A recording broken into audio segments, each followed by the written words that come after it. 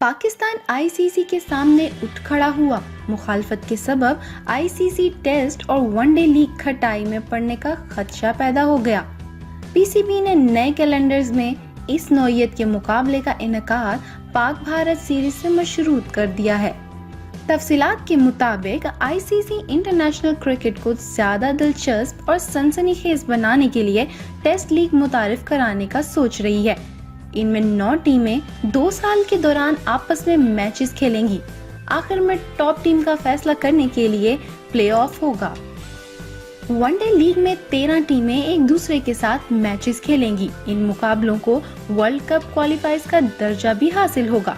इस हवाले से हतमी फैसला अक्टूबर में ऑकलैंड में होने वाली आईसीसी बोर्ड मीटिंग में किया जाएगा।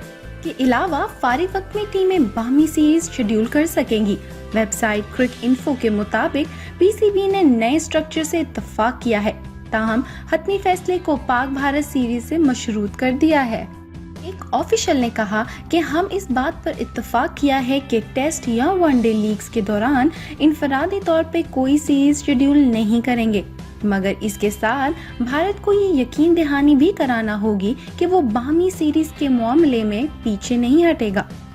उन्होंने कहा कि हमने दीगर बोर्ड से सवाल किया है कि ऑस्ट्रेलिया या इंग्लैंड भारत के साथ मुकाबले शेड्यूल किए बगैर किसी कैलेंडर पर इत्तफाक करेंगे। अगर वो ऐसा नहीं करते तो हम क्यों करें। नया मौजूदा स्ट्रक्चर सिर्फ इसी सूरत में काबिल अमल हो सकता है जब पाकिस्तान और भारत के मुकाबले भी शेड्यूल किए जाएं। अगर ऐसा नहीं होता तो हमारी तरफ से नए स्ट्रक्चर के फैसले पर दस्तखत किए जाने की तवक्को न की जाए। उन्होंने कहा कि भारत के साथ सीरीज न होने पर हमें नशरियाती हकूक समेत 130 मिलियन